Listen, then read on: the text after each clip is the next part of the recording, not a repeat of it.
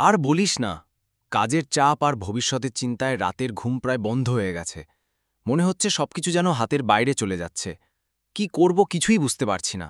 আমি তোর অবস্থাটা বুঝতে পারছি অমিত, কিন্তু তুই কি জানিস যে এই সব সমস্যার সমাধান করার একটা অসম্ভব শক্তি তোর নিজের ভেতরেই আছে?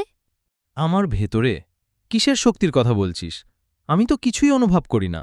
আমি বলছি আমাদের অবচেতন মনের শক্তির কথা। সম্প্রতি একটা বই পড়ছিলাম, আর আমি অবাক হয়ে গেছি এটা জেনে যে আমাদের অবচেতন মন কতটা শক্তিশালী। আমরা এই প্রয়োগ শিখে জীবনে আরও বেশি শক্তি, সম্পদ, স্বাস্থ্য আর আনন্দ পেতে পারি। অবচেতন মন, এটা তো শুনেছি, কিন্তু এটা কিভাবে কাজ করে? আর এই শক্তি অর্জন করতে হবে বলছিস? আমার এত ধৈর্য কোথায়? আরে না, সবচেয়ে মজার ব্যাপার হল এই চমৎকারী শক্তিটা আমাদের নতুন করে অর্জন করার কোনো প্রয়োজনই নেই। এটা আগে থেকেই আমাদের ভেতরে মজুদ আছে। আমাদের শুধু এটা শিখতে হবে যে এর প্রয়োগ কিভাবে করতে হয়। বেশ আকর্ষণীয় শোনাচ্ছে, কিন্তু কিভাবে?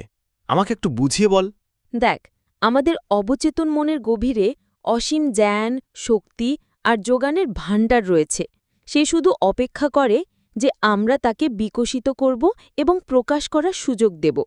আমরা যা কিছু গভীরভাবে বিশ্বাস করি বা কল্পনা করি, আমাদের অবচেতন মন সেটাকেই সত্যি বলে ধরে নেয় এবং বাস্তবে পরিণত করার জন্য কাজ করে দেয়। তার মানে আমি যদি শুধু ভাবতে থাকি যে আমি সফল, তাহলেই আমি সফল হয়ে যাব? এটা কি এতই সোজা? বিষয়টা অনেকটা সেরকমই, তবে এর জন্য কিছু সহজ কৌশল পালন করতে হয়। যেমন প্রতিদিন ইতিবাচক কথা বলা, নিজের লক্ষ্যগুলো অর্জিত হয়েছে এমনটা কল্পনা করা।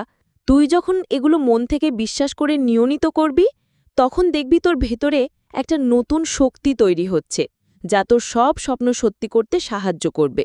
বইটাতে লেখা আছে, এক নতুন আলোক আমাদের প্রেরণা দেবে। বাহ! তুই বলছিস যে আমার মনের ভেতরের জ্ঞান ব্যবহার করে আমি সঠিক সিদ্ধান্ত নিতে পারব, এমনকি সঠিক মানুষ, যেমন ভালো জীবনসঙ্গী বা বিজনেস পার্টনারকেও আকৃষ্ট করতে পারব? একদম, আমাদের অবচেতন মনের বুদ্ধিমত্তা ঠিক তাই করে।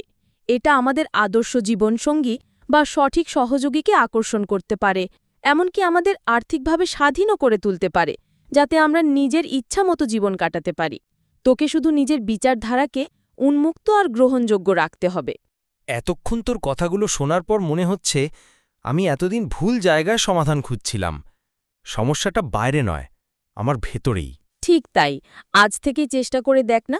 নিজের জীবনকে আগের থেকেও ব্যাপক, মহান আর সুন্দর করে তোলার সিদ্ধান্তটা তোকেই নিতে হবে। তোর ভেতরে সেই শক্তিটাকে একবার চিনে নিতে পারলেই দেখবি তোর ইচ্ছাগুলো সত্যি হয়ে উঠছে। ধন্যবাদ রিয়া, তুই আজ আমার চোখ খুলে দিলি। আমি আজই এই বিষয়ে আরও জানব এবং কৌশলগুলো প্রয়োগ করার চেষ্টা করব। মনে হচ্ছে একটা নতুন পথের সন্ধান পেলাম।